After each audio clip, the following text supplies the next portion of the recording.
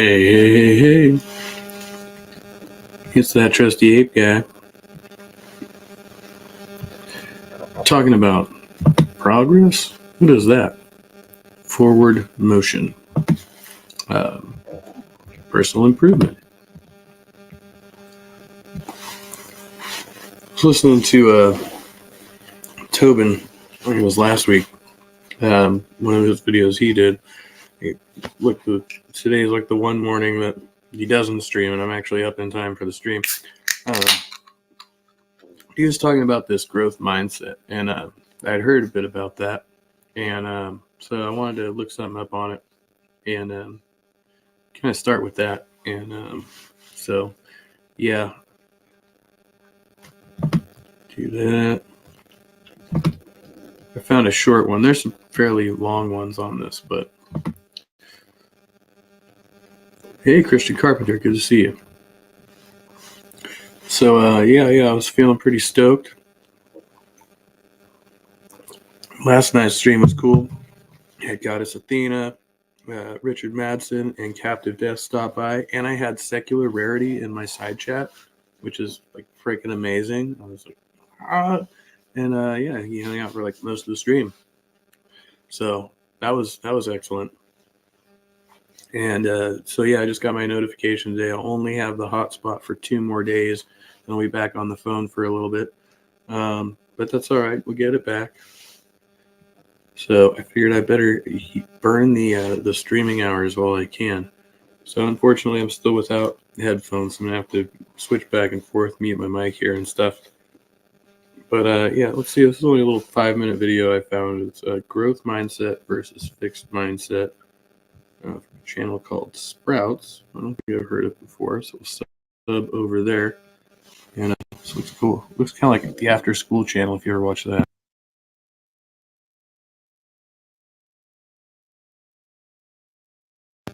My luck will probably have an ad.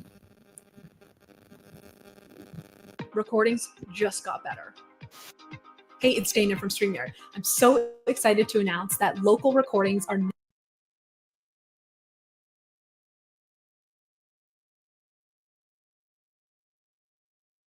now available on StreamYard. Have you ever done a recording where your guest just had terrible internet issues? They were blurry, they were freezing, you could almost hardly hear them. Well, with There are 2 types of mindset we can cultivate. One that embraces problems as opportunities to learn, and one that avoids them, often out of fear to fail. People that avoid conflicts can be described as having a fixed mindset. Those who see problems as interesting challenges have a growth mindset. Sometimes we like to switch from one to the other. Hey, Silverwolf, good to see you.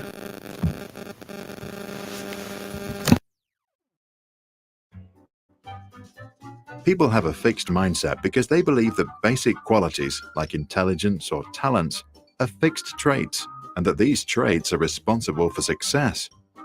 They often like to document past achievements. With a growth mindset, people believe that new abilities can be developed through practice. This view creates the love for learning that most great leaders and artists have in common. For them, life becomes an exciting journey with endless opportunity to figure out new things and advance. To develop a growth mindset, Dr. Carol Dweck, the Stanford University professor who coined the term, advises leaders, teachers, and parents to celebrate trying. Teachers should applaud students for any grade if they studied hard. Parents should encourage their children to develop any new skill they are interested in. Doing this will make them learn the skill of learning, which will also help them back in the classroom. To illustrate the difference in everyday life, let's observe 2 imaginary kids. Jay thinks you've either got it or you haven't. Anne knows that she can learn anything if she wants it enough. At physical exercise, Jay avoids challenges. When it's time to jump over the vaulting horse, he's afraid to look stupid and be laughed at. Anne embraces any challenge. It's exciting. It's fun. She knows that failing is part of learning, and if she tries hard, at the end, nobody will laugh at her. Jay avoids feedback. If the teacher tells him how to improve an assignment he has been working on, he takes it personally. Anne knows that to improve, she needs to listen to constructive criticism. She also understands that it's not her that is being assessed, but the results of her work on that one day. Jay always takes the easy road. For example, he likes escalators and hates to take the stairs. When he is practicing the guitar, he stops the moment he's getting stuck. Anne usually doesn't even take escalators. She jumps up the stairs, counts every step in her head, and enjoys feeling the blood rushing through her veins. She practices the drums every morning for 15 minutes. Not that she always enjoys it, but she knows that effort is part of a journey to a more fun life. Anne likes to see others succeed. It inspires her. She knows that if she motivates her friends to get better, she herself is likely to grow too. If his friends try new things and succeed, Jay feels threatened. He's afraid that their success will put pressure on him to do more with his life too. Modern companies look for employees with a growth mindset because they solve problems and persist despite obstacles. To spot the right ones, some ask during the interview whether the job applicant believes if managers are born or if management is a skill learned. Jay thinks that managers are born. Anne gets the job. Neuroscientists support the idea. They confirm that the brain grows like any other muscle in the body, with training. Studies show that adopted twins tend to have higher intelligence compared to their siblings who stayed with their biological parents. The difference appears to come from the higher educational levels of adoptive parents and shows that nurture is more important than nature. A simple switch in how a person views a situation can mean the world of difference. Not just the outcome of that situation, the outcome of that person's place in life. As the late poet Samuel Beckett once said, "Ever tried? Ever failed? No matter. Try again. Fail better." What do you think about the concept? Is it overly simplistic? And if you buy the idea, do you believe it is possible to make a permanent switch from a fixed to a growth mindset? Please share your thoughts in the comment section below.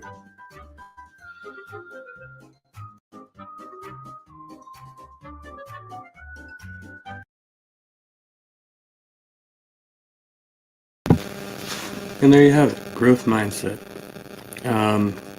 Yeah, I think it's a lot easier said than done. But people will always say that, just change your attitude, Yeah, I always see life as like a learning curve.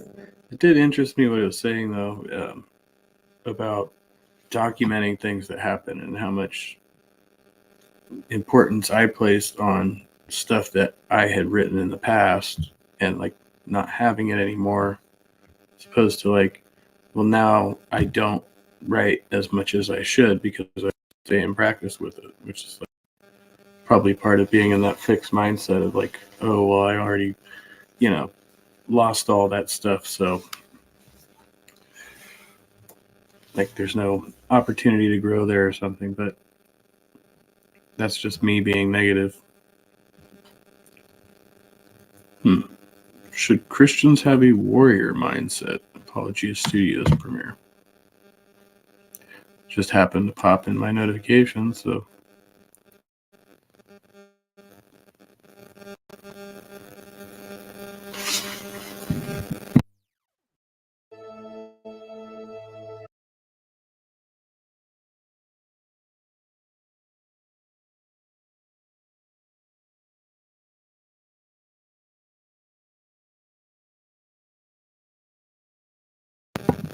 He went and plays ads during a live or premiere.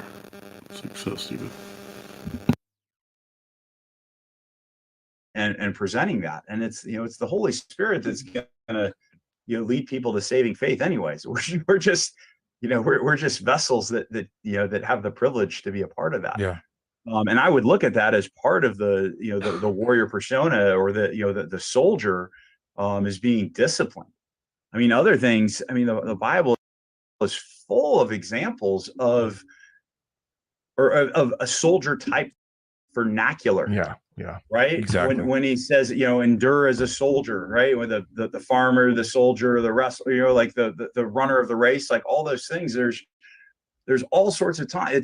It's never mentioned in a negative thing. So, yeah. So I would just, I mean, looking at that text, he's definitely like, his heart is in the right place. I just think he has a misunderstanding of what, kind of what the warrior virtues are. I mean, it's been a hard thing for me to think through as a believer, right? And as a guy that teaches people how to protect themselves and their families. And I do talk about killing and whatnot. And there's absolutely a time to, protect yourself and your family. Right. And I do believe there is a time to say, oh, the lawful authorities are going to arrest me for being a believer in Christ. Okay. Like I'm willing to lose that one, for the sake of Christ. Wait, when are the authorities going to arrest you just for being a believer in Christ? That's like the end times revelation thing? Because that's not happening. If you're thinking warrior virtue to like always win an argument or to be the tough guy or any of those things, begin with. Exactly. That's machoism. Right. Yes. Yeah. So like, I get that our friend is saying like, we shouldn't approach evangelism like we want to slay the enemy. I get that. But that's why when I first read this, my initial thought was, and I've gotten this from hanging out with you guys, Bill, like it's a holistic approach to life, having this mindset. And what I mean by that is, there's times where you might need to resort to defending yourself or your family, but that's like the last step. There's you need to be aware of your surroundings. Like there's a time and a place for everything. And so I feel like he's like compartmentalizing like this one aspect of being a warrior, when really, I feel like in all of life, again, that holistic view, like you should have this mindset of all of life and know your surroundings, know what situation you're in, knowing what the proper time and place is for certain things. Critical thinking, situational awareness. Yeah, sounds good. I mean, I can't disagree with that. And like, yeah, like we can have this mindset and go preach the gospel and not like want to kill the dude, right? Like we want him to come to Christ. We want to share the gospel with him. But yeah, sounds like he has a fundy mindset. Yeah, very much so. Again, that's part of that mindset. But I'll just let you guys talk about that. Zach's nodding his head, so I know he has some thoughts. Yeah, well, you stole everything I was going to say, Bill.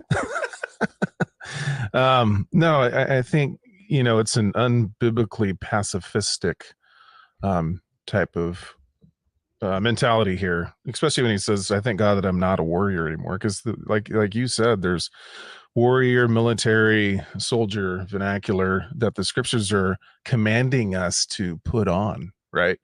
Things that are transferable from a soldier to a civilian, I guess, in a spiritual sense, like wage a good warfare. I mean, put on the armor of God, Ephesians chapter 6. Yeah.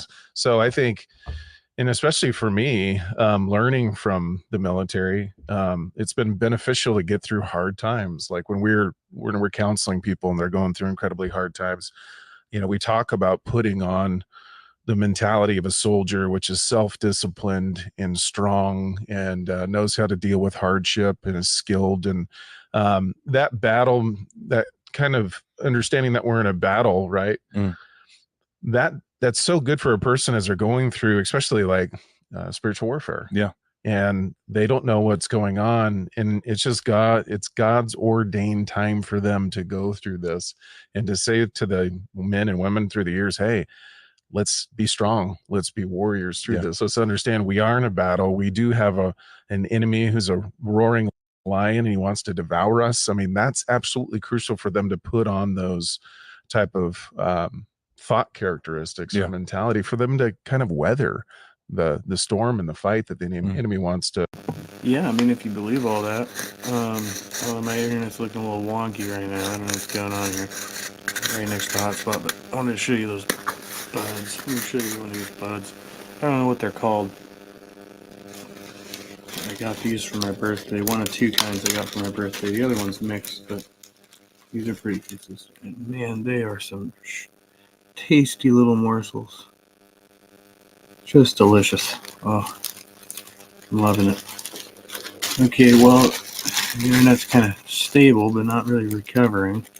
So, as long as it doesn't kick me off, we'll see what happens. Anyone wants to throw at them. So what I'm saying is we better not take away a warrior mentality when the scriptures are commanding us to have one. We better not take away the soldier's mentality, because that's God's prescription for us to put on for an absolutely God glorifying purpose and a sanctifying purpose. Yeah. So I think when you say things like this and you don't quantify it, like you're saying, you kind of throw the baby out with the bathwater. I can understand if you were to say, hey, when you go out evangelizing, and I've had to do this too, especially at the abortion mills, when I got somebody spitting in my face or something. I was going to mention that. Yeah. I have to not go into warrior mentality. I mean, you want to bite their face off when they spit you in the face, spit in your face, but you have to back off and say, no, I have to respond in humility. And like Jesus, like the scriptures say, Jesus was reviled, but he didn't revile. Yeah. You know, so that's important. So I think if he just went in and maybe surgically edited this. Was I frozen? And if so, was it my just my camera, or my camera and my microphone? Because I don't know. The internet's just holding steady where it's at. I don't know if I can move it at all, or if that'll make it worse. But this a little bit better, I would be cool with it. But again, I just see some errors. Well, and Bill, I'm gonna ask you a direct question in a second, because I actually got this from you. Stay on mission, right? Like that's part of the warrior mindset, is you stay on mission. So you're talking about being at the abortion mill. What's your mission there? It's to preach the gospel. Like, we know this. We don't carry weapons when we go to the abortion mill. Like, we know if we're going there, we're going there to die, to possibly die. Like, we're gonna take a punch. We're gonna whatever. Like, and the mission is the gospel. So like in that moment, like that's part of that mindset, is like staying on mission. Now you might be in a different. So now the pro-abortion people are going to kill you. Like, I think it was the anti-abortion guys who did the killing, if I remember correctly. But situation where you are armed and someone attacks you and you have to defend yourself. You don't, as our friend said here, like that's not the time and place to be like, well, I'd rather have the sword go through me, than him. And you know what I mean? Like, and again, it's just knowing where you are, knowing what your mission is. So yeah, exactly. So he says, what he replaced it with is a love for God's enemies, and that would rather see my blood dripping from the end of an enemy's sword than his blood dripping from the end of mine. I'll tell you one thing: if a guy breaks into my house and he's accosting my wife and my kids, I'd rather see his blood dripping from my sword than mine. If a guy comes into our church and wants to harm me of our flock, there's no way I'm just going to lay down and say, oh, you know what? This is a spiritual war. We're not fighting against flesh and blood. In that arena, in that category of life, no, you and I, we're going to war in that situation. It'd be cowardice not to. It'd be totally cowardice. We would not love our sheep. We would not love our family if we just said, you know what, I'd rather you die than me. No, we're going to war to protect our people. And you see that all throughout church history too, especially the Covenanters. I mean, they did everything they could to abide by the law, but when it got so bad that they were going to kill their wife and kids, they picked up the sword and they went to war. Sure. I wonder if like the library found out I was using the Wi-Fi to stream, and they were like, can't have that. Or maybe it's just coincidence. Could be the weather.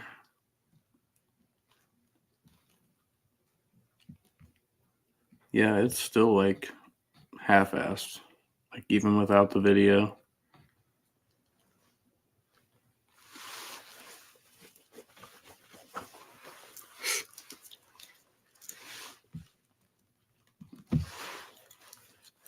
Lit up this doobie. Lighter's going dead.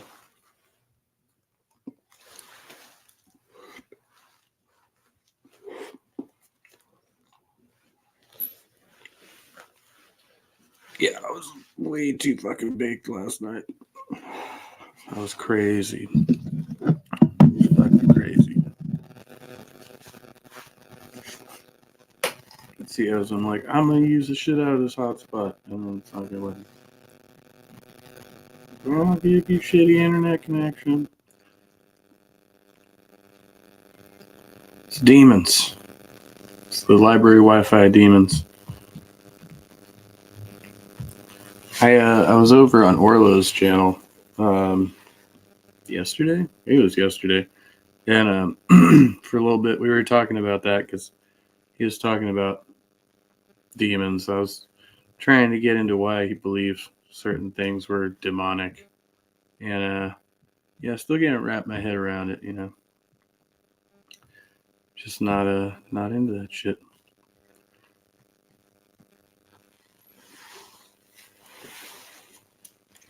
Like when people tell me, isn't that such and such thing evil? I'm like, evil? I don't know. I could think of some downright evil shit. Like it's really bad, but evil? Oh yeah, it's Big Ed again. Big Ed all up in my Wi-Fi.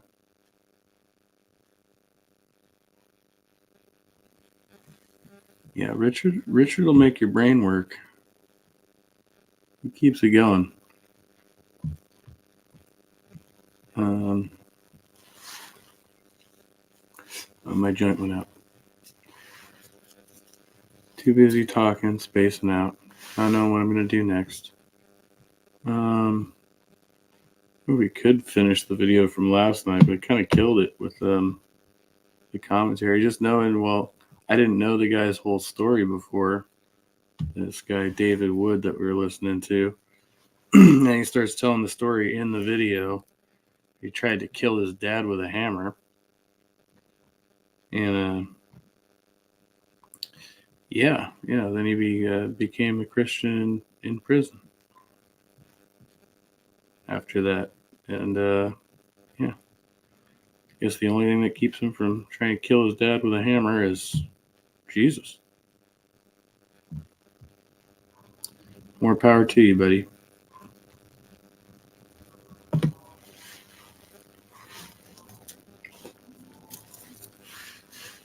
Must have the demons.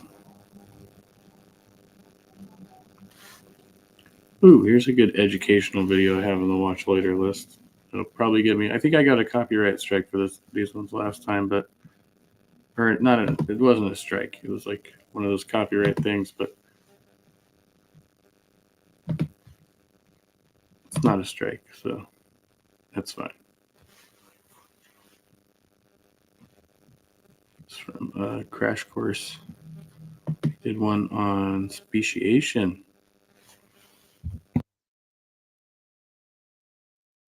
And there's an ad. As the beginning, what's up, spooky bed hair? Ooh, spooky.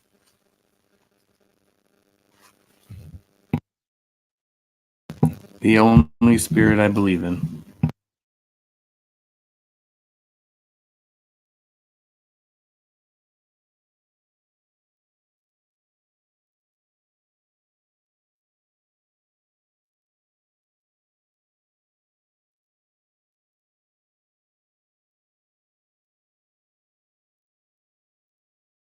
There's this strange reptile in New Zealand that can live for more than 100 years, saw through prey with jaws that move side to side instead of up and down, and maybe even monitor the sun's movement through a third eye buried beneath the scales on its head. This creature is considered a living fossil because it's eerily similar now to how it was when it first emerged in the Jurassic era, around the same time that much larger but now extinct reptiles like the Apatosaurus made their appearance. So exactly what is this reptile? Well, broadly, it's a tuatara. But because the Brothers Island tuatara, as it's known, evolved in isolated conditions, whether it's classified as a unique species of tuatara has been up for debate. It turns out that the diversity of life on Earth isn't quite as simple as a branching family tree, where each limb and twig are distinct species, originating from a shared common ancestor. In reality, species are more like a network of streams branching off a big river.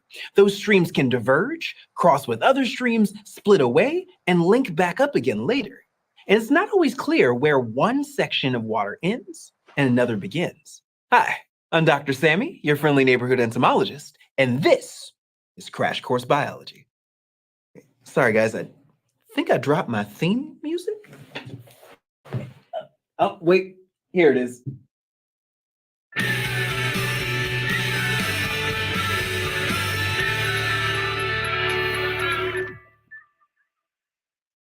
For most of the 1900s, the Brothers Island tuatara was recognized as the same species as another, less isolated population of tuataras.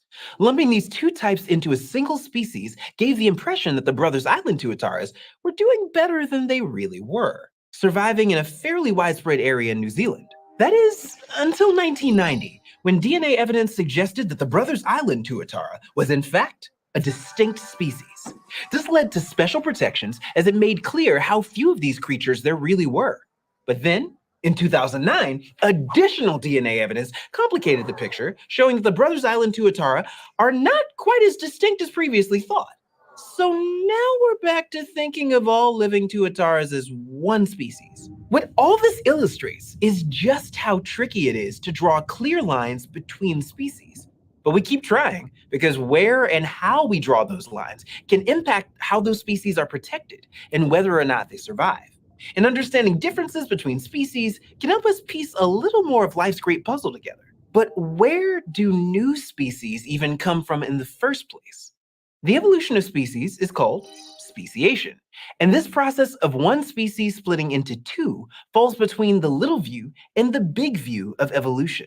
Zoom in, and there's microevolution. Changes in specific populations, like when a bunch of mosquitoes live in the same area, breed with each other, and develop pesticide resistance over time. Zoom way out, and there's macroevolution. Changes in broad groups of living things, the ones that feel like they should be spelled out in all caps. Now available on planet Earth, flowering plants, dinosaurs, mammals, get them while supplies last. But in between, we have species. Groups of organisms that can potentially interbreed with other members of the same group and produce fertile offspring. That's according to the biological species concept, just one of the ways that scientists view species, and the one that we typically use in this series. Think of the biological species concept like this. A sleepy basset hound and a tireless border collie look and act like they're from different planets, but they can have a litter of weird-looking puppies that can make more puppies. That's because they are the same species. Meanwhile, cross a zebra and a horse, and you'll get a bundle of joy known as a zorse. Personally, I would have gone with Hebra, but okay, to each his own. This is considered a hybrid, a cross between two species. But sadly, that zorse can't make more zorse babies. Zebras and horses have different numbers of chromosomes, the structures that carry their DNA. The zorse inherits a number somewhere in between and can't reproduce because of those chromosomal differences. But life, ever the wild and wonderful thing, sometimes breaks these rules.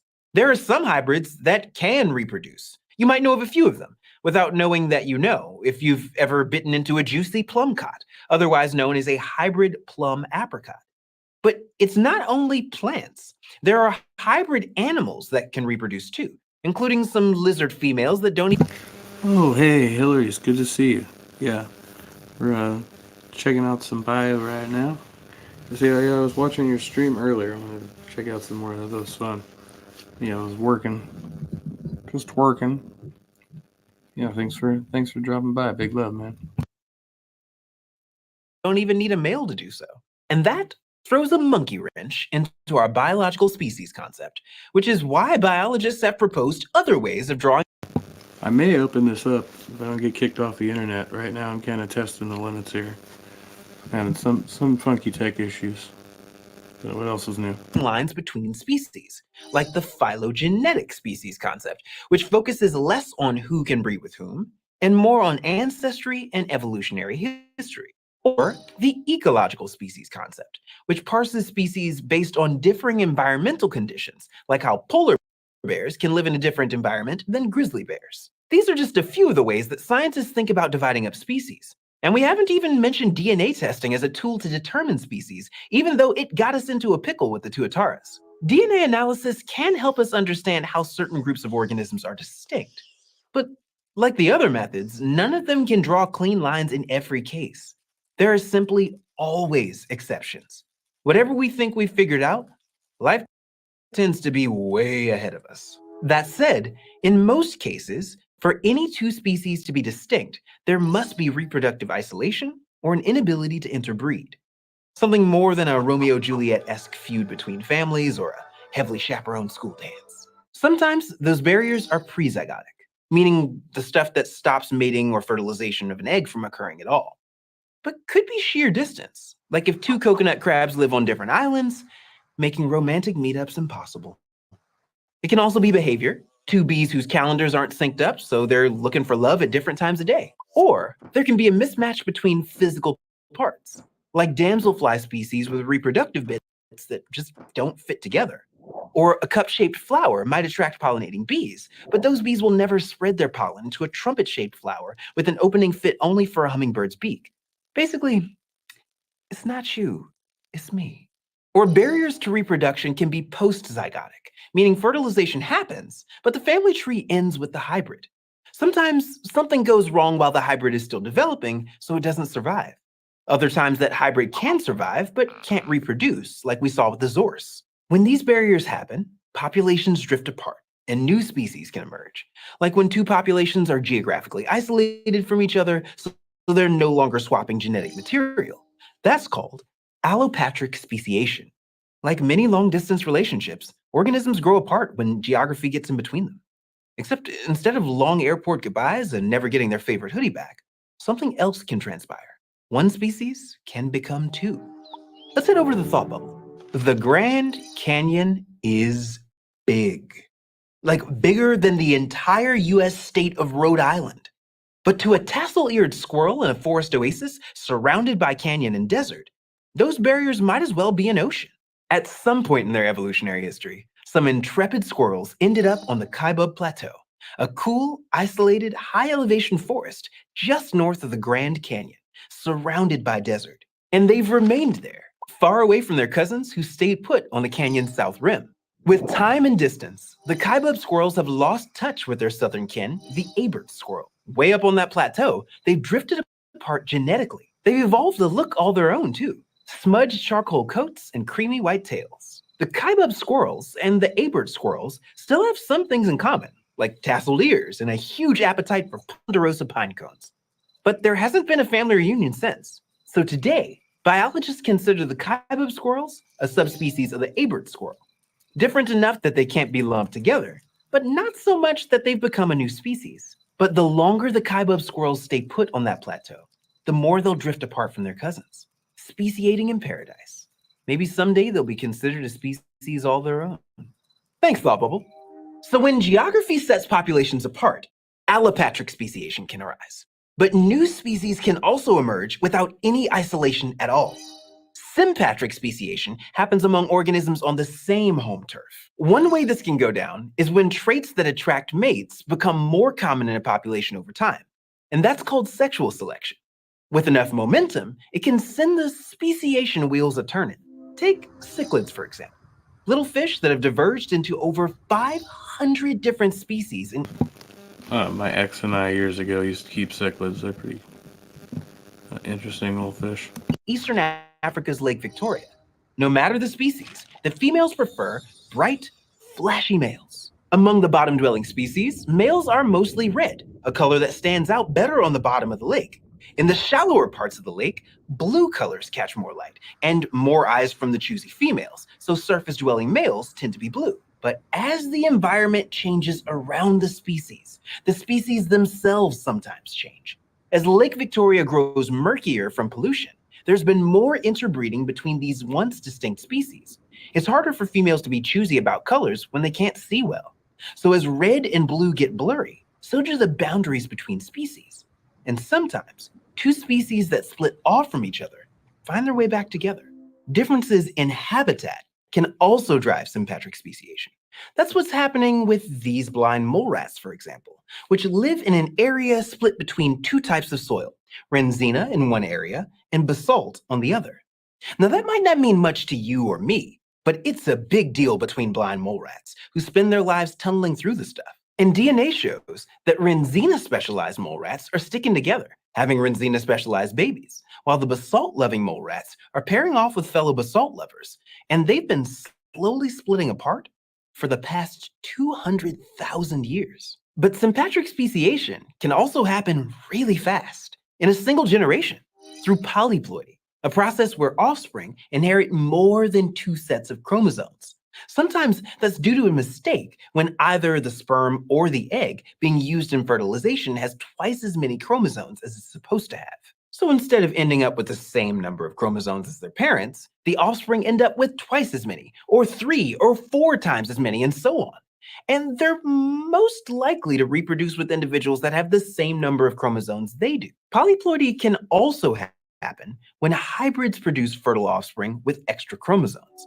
So if a plant species with 10 chromosomes got together with a plant that had 12 chromosomes, their polyploid offspring would end up with 22 chromosomes. These polyploid hybrids can't interbreed with either parent species, but they can interbreed with each other. So in an instant, boom, new species. We have polyploidy to thank for the bread of our PB&J sandwiches. That's because wheat is a polyploid with 6 sets of chromosomes from 3 different species. In fact, over 80% of today's plant species have taken this speciation fast track at some point in their history. So the ability of 2 organisms to interbreed, or not, is a solid starting point for sussing out the boundaries between species. When there's a barrier to baby making, populations can drift apart, and that can send the speciation ball a-rolling. In fact, it led to the dazzling display of diversity on Earth today.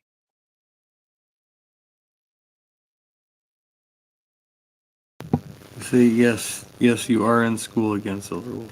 That's what we're doing. It's almost over. Class is almost dismissed. Next time, we'll zoom way out and get the really big picture of how life on Earth has evolved over billions of years. I'll see you then. Or maybe Peace. that was the end. This- They didn't do a little wrap up. But okay. Cool.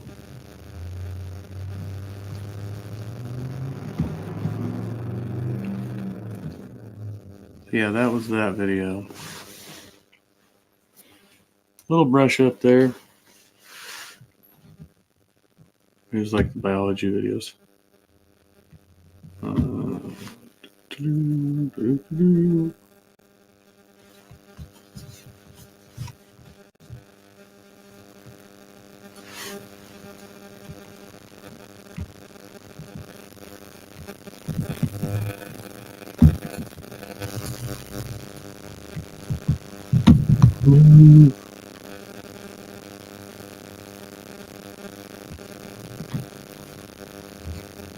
Time for some comedy.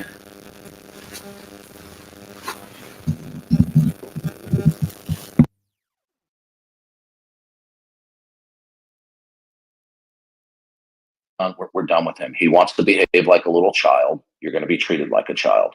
Really? I don't mind people respectfully disagreeing with me like adults, okay? But you're not doing that, okay? So I will continue with somebody else, okay? I have a question for Darth. Wait, hold on a second. When you act like a child, okay, mute this person. Really? Question for Darth.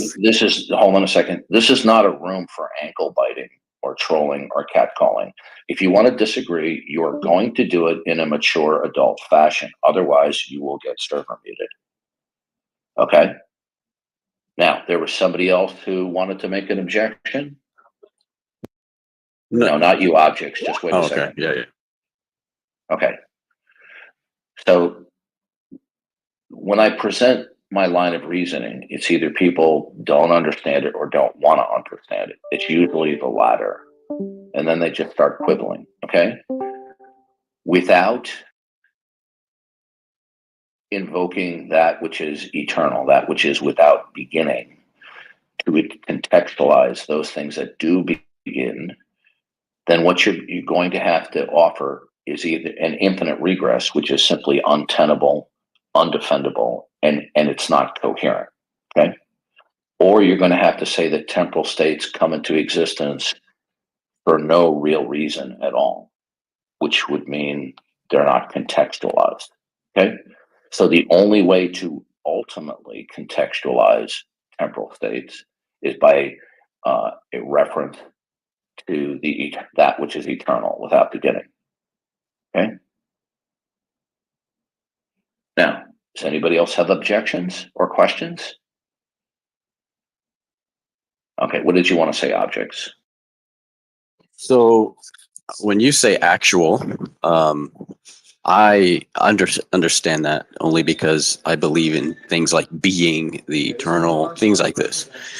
Now, atheists have a very difficult time with concepts or facts like being or things like this and actual. And so when you're talking about actual, when I talk about it, it's sort of a metaphysical thing which can explain physical things and temporal events, right? The act of being can cause temporal events. In your experience, what do atheists consider actual? How do they define actual as divergent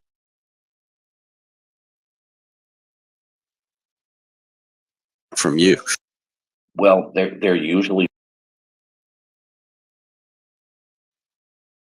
materialist, okay, or physicalist, and so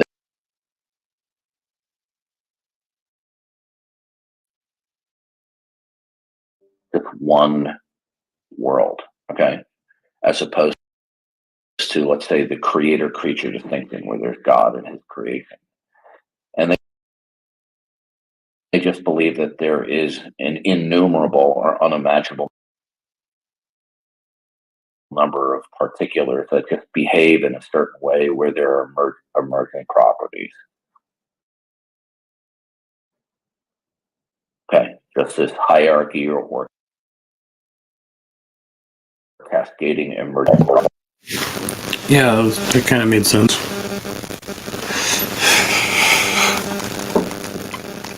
What's going on with this? It's not doing anything I want it to do right now.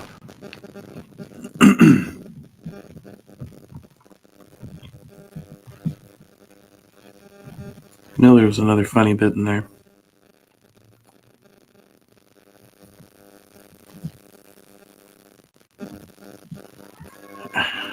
Just close this thing. It's just killing me.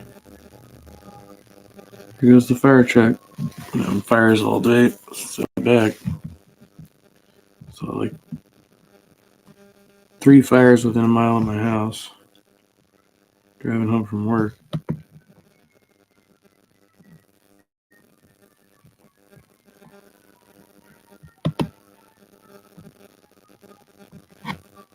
Why won't it let me?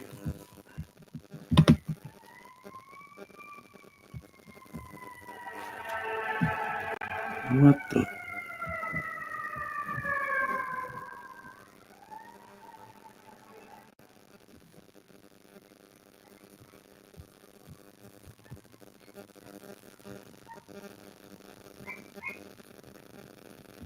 We got an arsonist running around or something. It will not let me close this tab.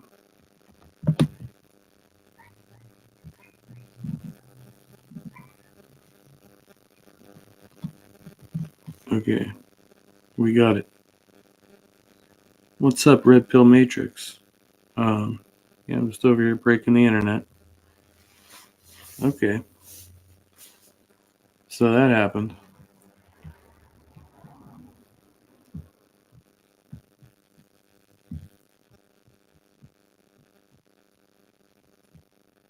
All right. It's been a stress-free day so far. Off to a good start. Try and keep it this way.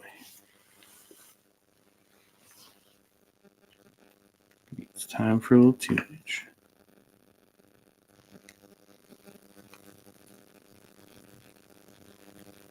What y'all think we should listen to?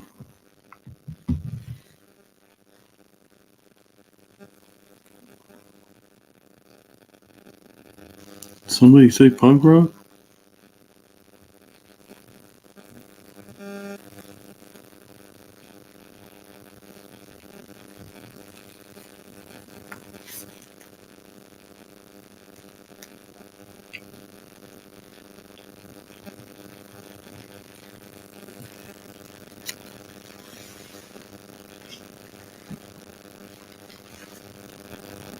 Why is it not playing?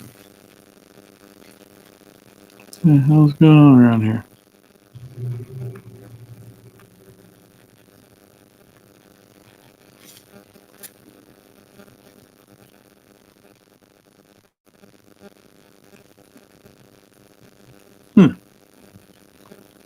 So weird. My phone's just not producing sound all of a sudden.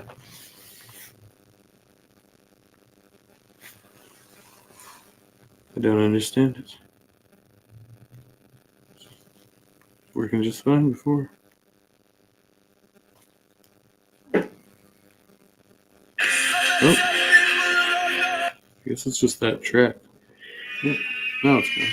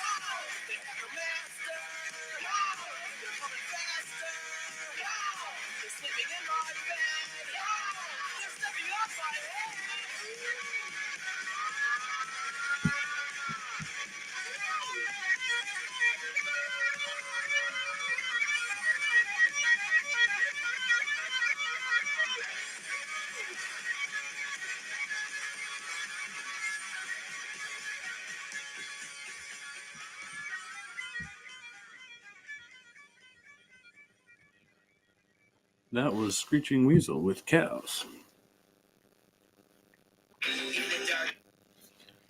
Okay, yeah. Still not much change on this end. I just, no matter what I've done, I've tried to move the thing, move the computer, move the thing and the computer. I mean, there's only so many places I can put it over here. So, just living with it at the moment. Whatever it looks like.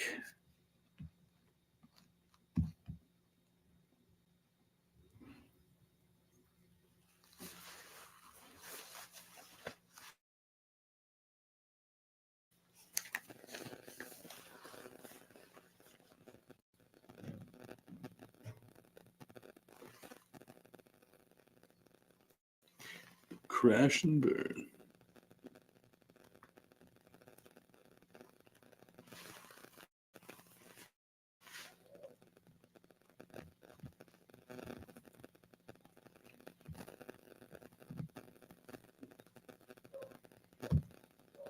Okay.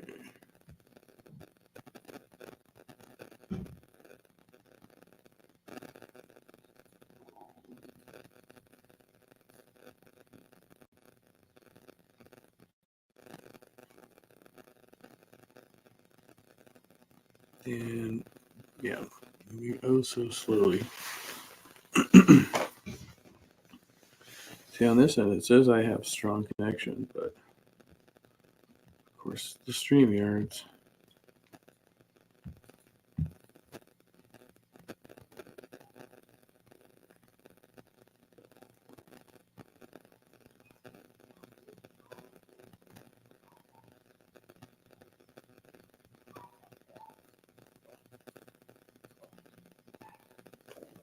Them dogs are barking. Ukulele healing. Can you be healed by ukulele music?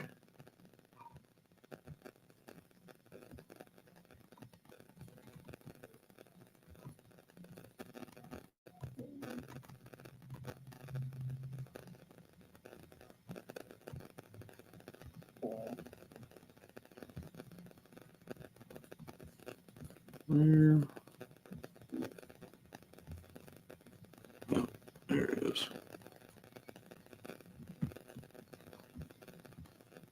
Did I save that other one? Oh no, I know I can search it though. Oh, that was hilarious too.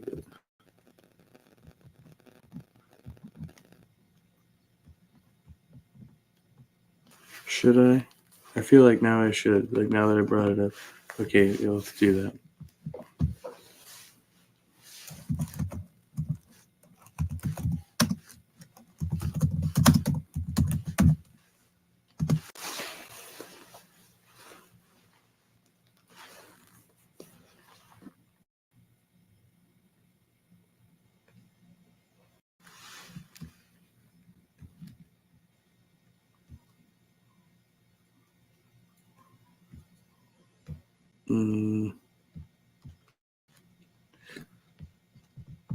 Where is his?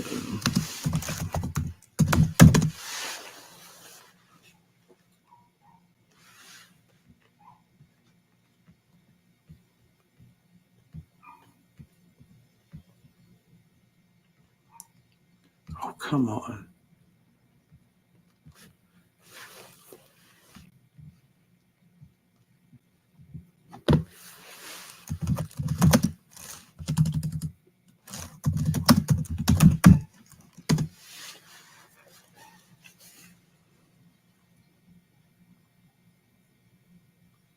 Okay, I'm subscribed to this guy. How is it not?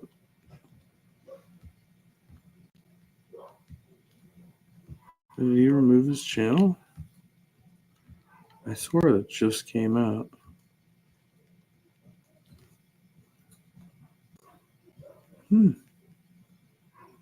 Oh no. There it is. Okay.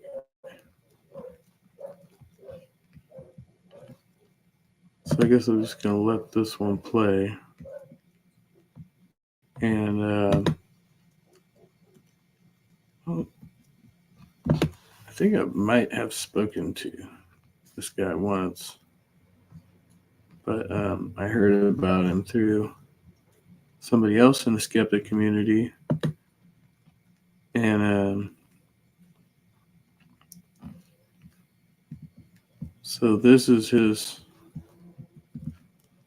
well, I guess you'll see. If you know, you know.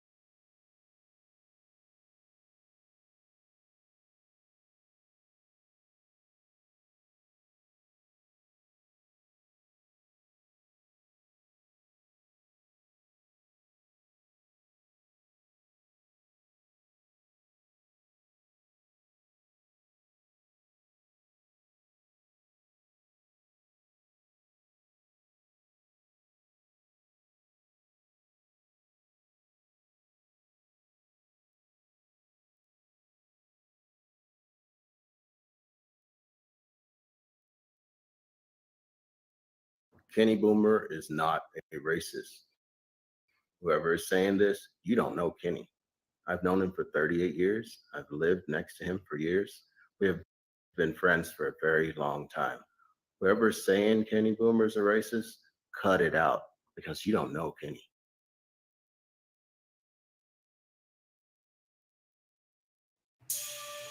Assalamu alaikum. Peace be upon you. My name is Kenny Boomer. Am I a racist? Absolutely not. You know, if I was a racist, would I have, accepted Islam after hearing about it from one of my high school football coaches who happened to be black, and then along with that very same black coach, go on to be partners in the music business in the mid 80s in the genre of hip hop and rap, which is a genre of music considered to be black music? Would I have written a song at that time titled "Nothing But a Redneck" at the age of 18 or so when I wrote the lyrics of that song, which were condemning the bigotry committed against blacks at the hands of racist white people? Would members of the Nation of Islam, the black Muslims at that time, have worked our security at our live performances if they picked up on me being some type of a racist? Would I be closer to my own black, my black foster brothers than I am my own blood brother if I was a racist? Would I have been married to a Hispanic woman for 22 years and have 2 half Hispanic sons with her if I was a racist? Would I marry a black woman as my second wife after divorcing the mother of my sons if I was a racist? Would I have engaged in fundraising to have 10 water wells built in various cities and towns and villages in Accra, Ghana, in the continent of Africa, that are sponsored by myself and other affiliates of the Consider This TV network if I was a racist? Would I have protested in the streets of Houston with thousands of people over the unjustifiable death of George Floyd if I was a racist? What I've protested alongside United States Congresswoman Sheila Jackson Lee, a black woman, over the unjust separation of Mexican families at the Texas-Mexico border and the unjust detention of Mexican children who were housed in cages like animals and criminals in a facility in downtown Houston if I was a racist. Would I have protested the unjust treatment of my Indian Muslim brothers and sisters in India at the hands of Modi and his unjust government? Would I have spoken out numerous times about the unjust treatment of people in Palestine by the Israeli government while the world just sits idly by watching all the atrocities continue if I was a racist? Would I have written about how Islam is the solution for racial divides and racism in my book, Consider Islam, if I was a racist? Would I be a Muslim standing alongside people of different races and places and different colored faces during our prayers if I was a racist? Would I have done all of that and more if in fact I was a racist?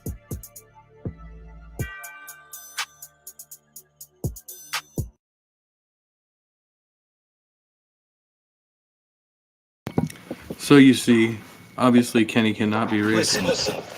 It's impossible. There's a good chance somebody's trying to.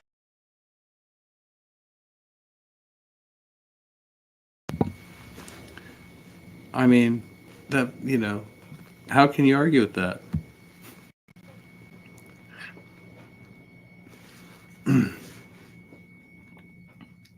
Yeah, I didn't saw some commentary on it. I don't even know where all these, but there's like a bunch of videos of people covering this. Kenny Boomer is a racist. I just think it's hilarious they made that video in defense of himself. That makes me smile inside. Would I put hip hop music in the background of this video throughout if I was a racist?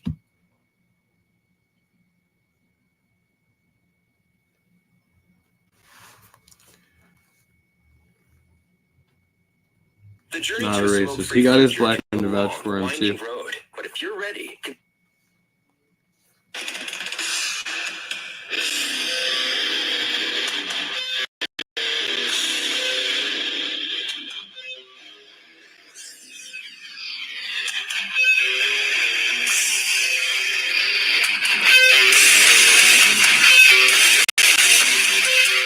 Born in China, you'd be a Buddhist. If you've been born in India, you'd be a Hindu. If you've been born in Saudi Arabia, you'd be a Muslim, because people like you believe whatever you're told to believe.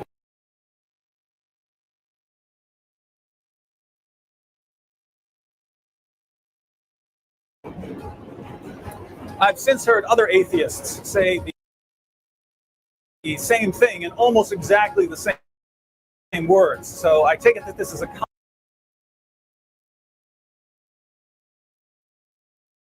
common atheist view of Christians, which is hilarious in its level of. Well, it seemed like a good idea at the time.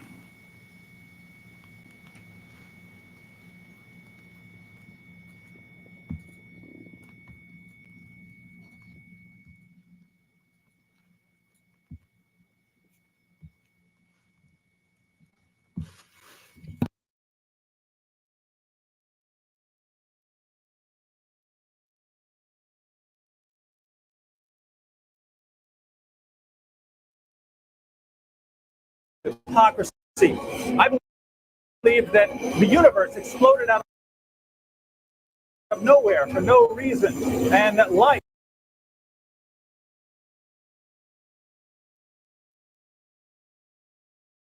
formed on its own, and that consciousness was a natural product of particle interactions in our brains, and that moral values were nothing but societal indoctrination, and that Jesus' followers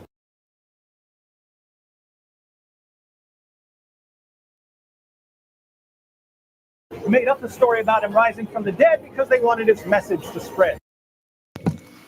Well, it sounds like you believe mostly true things. You were off to a good start. I don't know where you went wrong.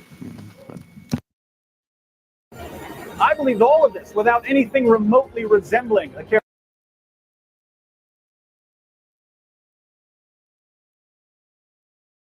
careful investigation of the evidence, which means I believed a lot of what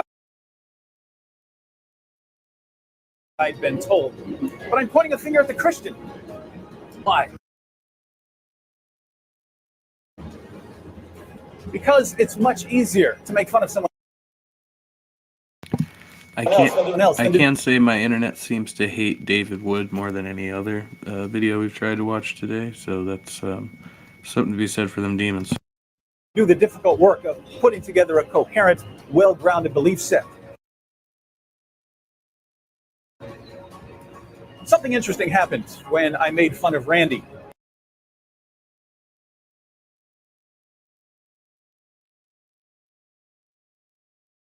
He fought back. Lots of Christians will go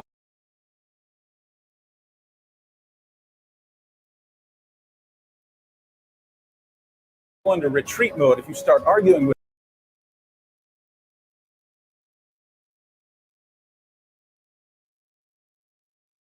sat up on his bunk and proceeded to embarrass me about some of the things I was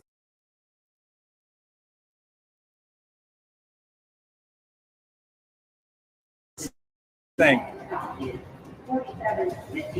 I was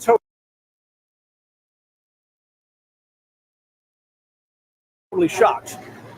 I didn't know what was going on. I am the smartest, most advanced human being the world has ever seen. And night after night, when we were arguing,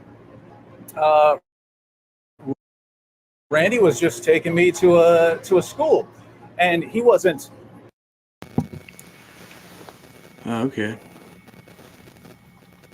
It's not getting better. It would have been worse before it gets better.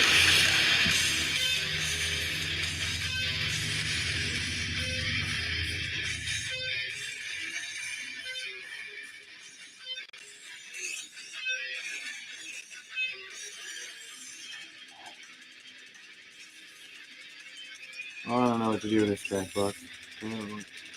Yeah, I get Wi-Fi for 2 more days. Fucking full on fucking trash. You expect free shit. Free shit for $3. What are you gonna do?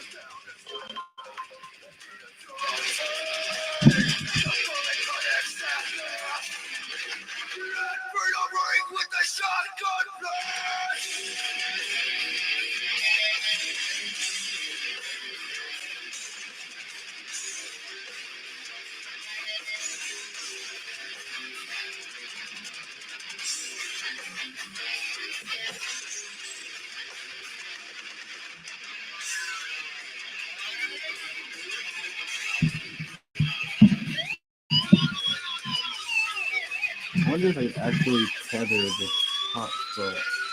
It doesn't have a cable for it. I don't think I do either. I can't do it unless I have a cable.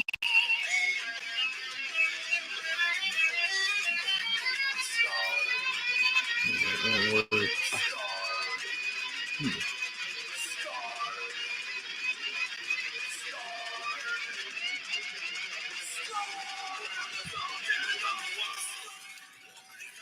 Yeah, it's a dilemma.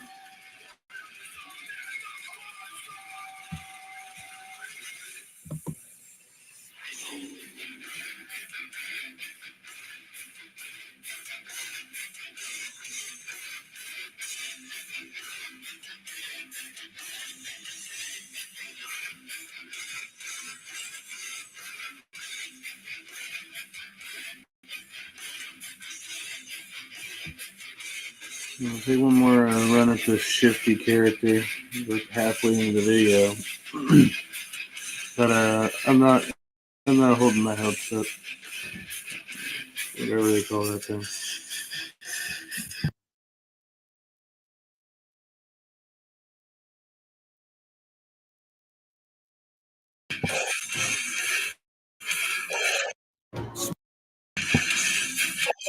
Smarter than me. He didn't have any special knowledge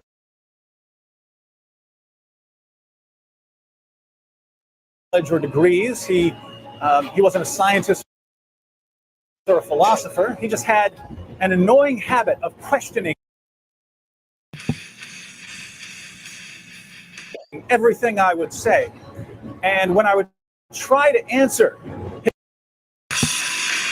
his questions about what I was saying, it would become clear to him and to me that many of my beliefs, when put into words, sounded really, really stupid. Things that made perfect sense when unquestioned made no sense at all when questioned. I became so frustrated by our arguments that I began looking for other ways to defeat Randy. I made fun of him for getting molested when he was a child. I saw his 12-year-old sister in the visiting room, and I said some things about her that I'm not going to repeat here. I keep messing with him until he got upset. And when he got upset, I'd say, "Look at you, getting angry at me. You call yourself a Christian?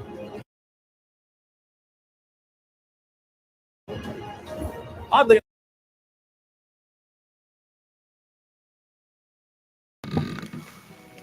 Okay, cool story, bro.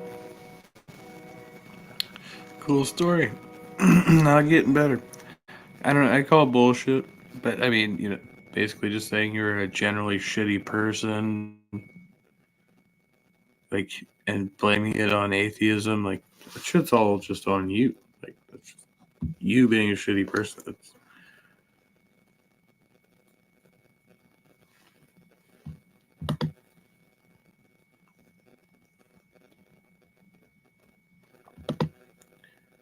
I tried to kill my dad. Yeah. I know. Spoiler alert. I know it's so bad, so bad. Don't know what to do with it anymore. Just run it into the ground. Anchors away.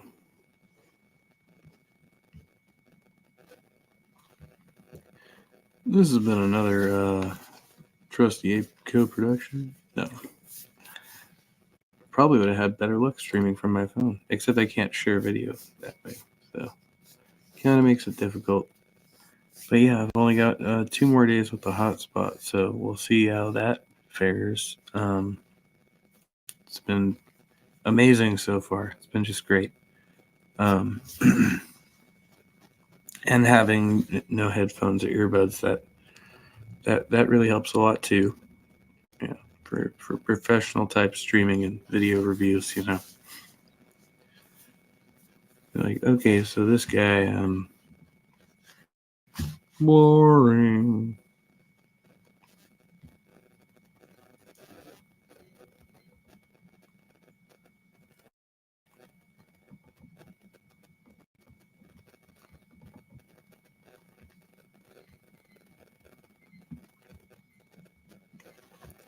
This is Tobin's most recent hangout, which I started watching, but I haven't been able to finish. For anybody who hasn't seen, Tobin's been doing some hangouts in the morning over there.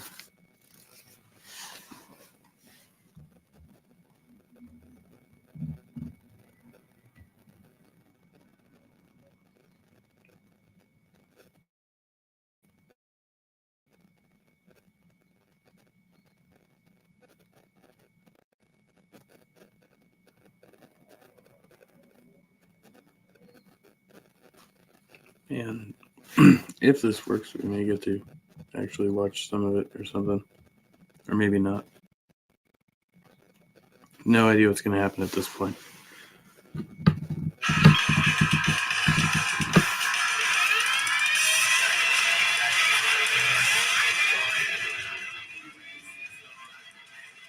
It's all up in the air.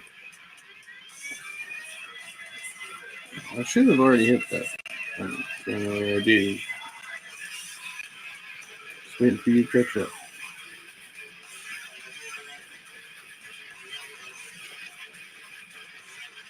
Yeah, so apparently it's not just that video. It's just like the internet. Fuck you. There you go.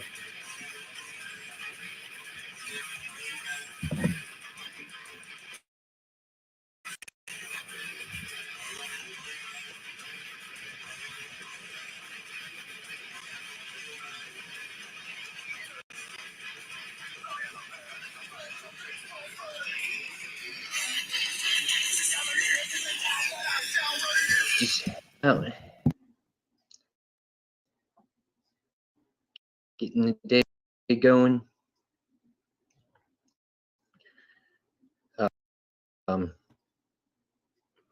Last night I saw the news about Israel and Hamas. I learned about that. So that's the thing. Good morning, trees. Sandy, good morning. Yeah, I think I just Israel as well. Last night, well, this was yesterday for you, so I learned about it the night after. So I learned about it last night from today because I was talking to Athena there. Yeah, because I was like, huh, what? And I remember like seeing like this pray for Israel, and I was like, oh, what is this? But apparently, like, yeah, there's like a thing going on over there. So like pretty much like as far as I can remember, it's been like every 10 years or so that I've been alive, like this kind of happens, or like roughly like in that range. Yeah.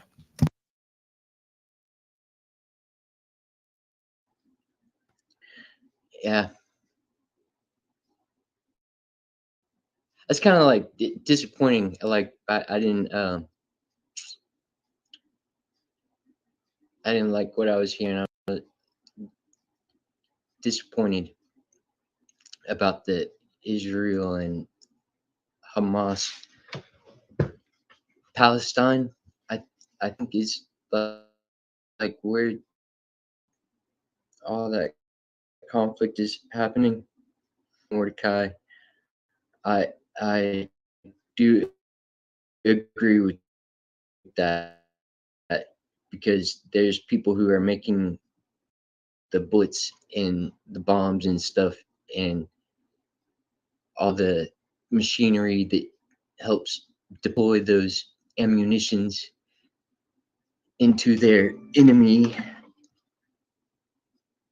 Yeah, the industrial war machine is going to make some money. They're getting to sell their bullets. Look, Trees is saying Israel has been treating Palestinians like trash for decades, cutting off their water and resources. It's wild. Actually, I came across it last night. We're sitting down to eat dinner, and I saw all the news feed was filled up with the Israel and Hamas issue. And we watched one of the current ones, and one popped up from 1978. And I'm not sure if I'm going to say this news anchor correctly. Krokov. I'm not going to say it correctly. Yeah, we watched something that was back, from 1978 about a conflict. It has been going on for even longer than that. It is.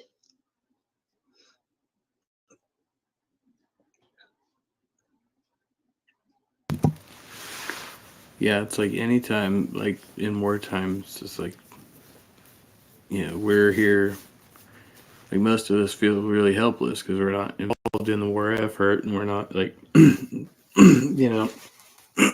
sorry. Most of us are like against war in general. Like most civilians are pro peace, so it's weird that they continue to, every government, every country, they just continue to somehow like just taking billions and billions of overhead to run these wars, and it's all funded by us, and most of us don't actually want to be involved in conflict. We're like, hey, get our, and they they try to paint this picture like it's a necessity, and it's really not, right? I am thinking, like, just sidebar as I'm looking at this, like with this screen layout, the way I have it split, if it's displaying the way it looks on StreamYard, like I could make a different background that utilizes like this left side of the screen, and then like make another banner to go along the bottom. But that's pretty good. I like that layout. I have to figure out how to use that.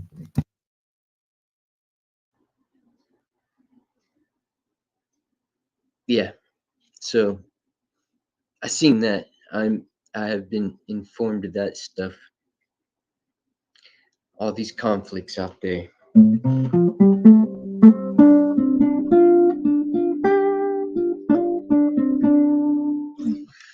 Yeah.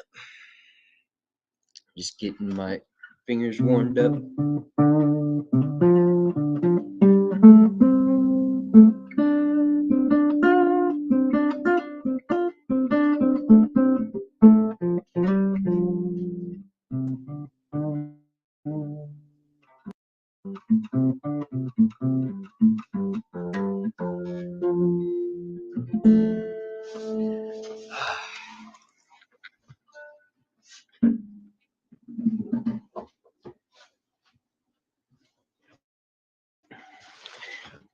Seen some other cooler stuff.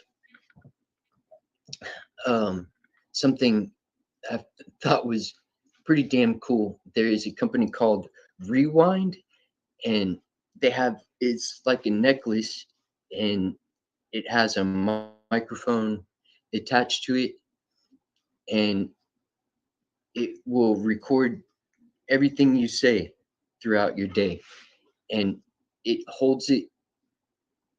It doesn't like upload it to a cloud or anything. You have you have control of that information, and like you have to plug it in to something else and download it, and then decide what you're going to do with that if you do anything. I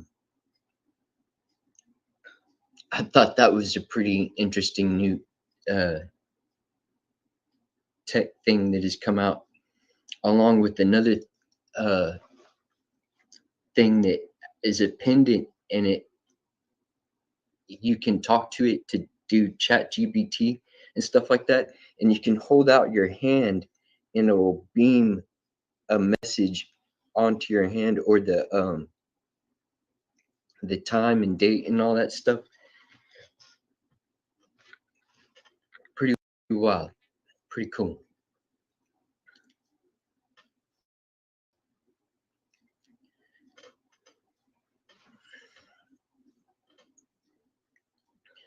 Yep.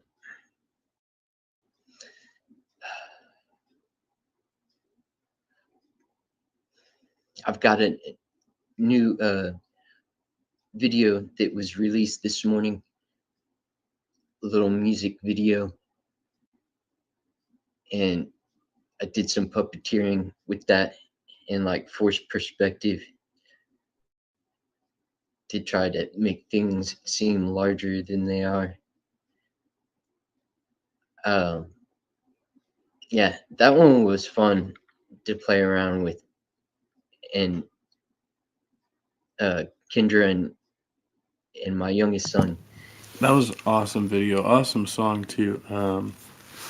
Yeah, we will listen to it. Yeah, excellent. They were a part of that one. That was some good times making that one.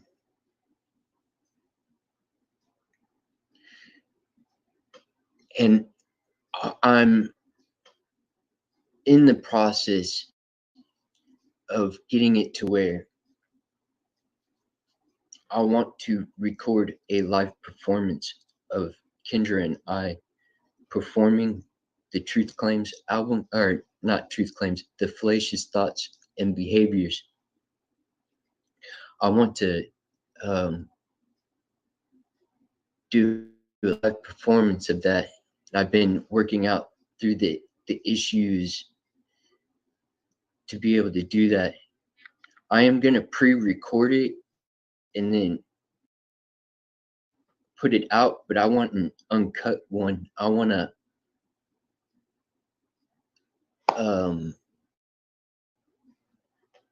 show us actually performing it in an uncut version.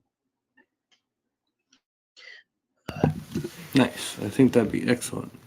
And yeah, I think that's an excellent time to go show the music video. Just do it now because I watched it earlier. It was great. And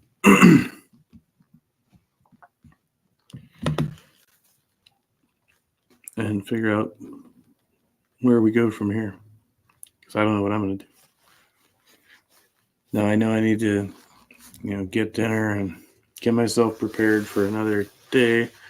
Although I have the day off tomorrow, so that's a thing. But, every day I have off is a day I need to accomplish something else that I have not accomplished yet, because not what I said. This is the one. Amazing song and video. And, I'll just play it out. Hopefully it plays well. Go subscribe.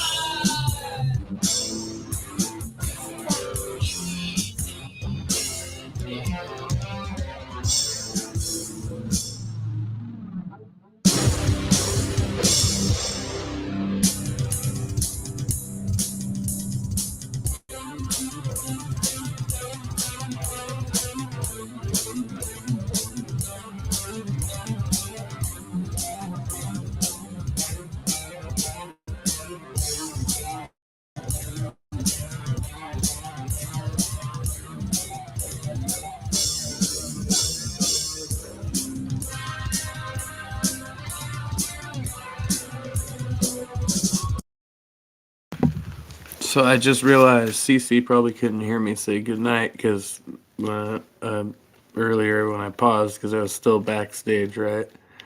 Yeah, oops, I forgot about that. Okay, yes. Good night, Christian Carpenter. Much love. Thank you for coming.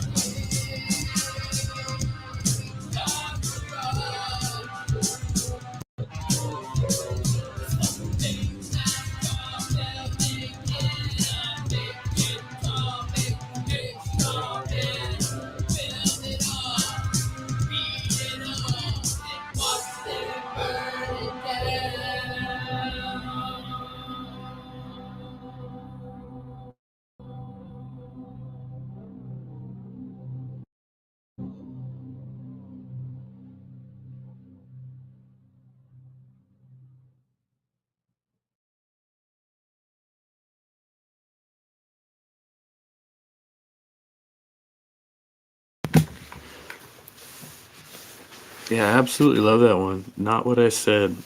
I think it's one of their best. Yeah, absolutely one of my favorites. I love the whole dynamic with the straw man, steel man battle and everything, and then the mud man.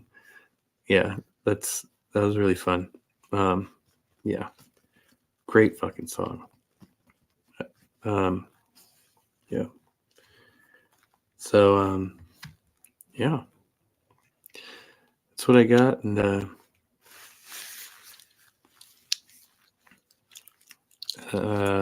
it's so weird. Like it's only 5:30 in the afternoon, so I still have like a whole afternoon. But yeah, so go figure out this whole dinner time thing and what I'm gonna eat, and kind of go from there. Maybe try and stream again later, expecting similar results. But hey, what else am I gonna do? Otherwise, I'm just sitting here like a vegetable watching videos anyway most of the time, or trying to do something else productive with my wife. Maybe I'll make some music. Yeah. Seems like I'm overdue for that. I don't know. Okay. Well, much love, and see you later. Thank you, Silver Wolf, Christian Carpenter. Red Pill Matrix was here earlier. Saw that fool. Anybody else? Spooky, of course, Spooky Pet Hair. Can't forget the Spooky Pet Hairs. And Hillary's emails. And if you want your brain broken again, go watch Hillary's stream from earlier, because those are always good mind benders. All right, much love. See you on the next one.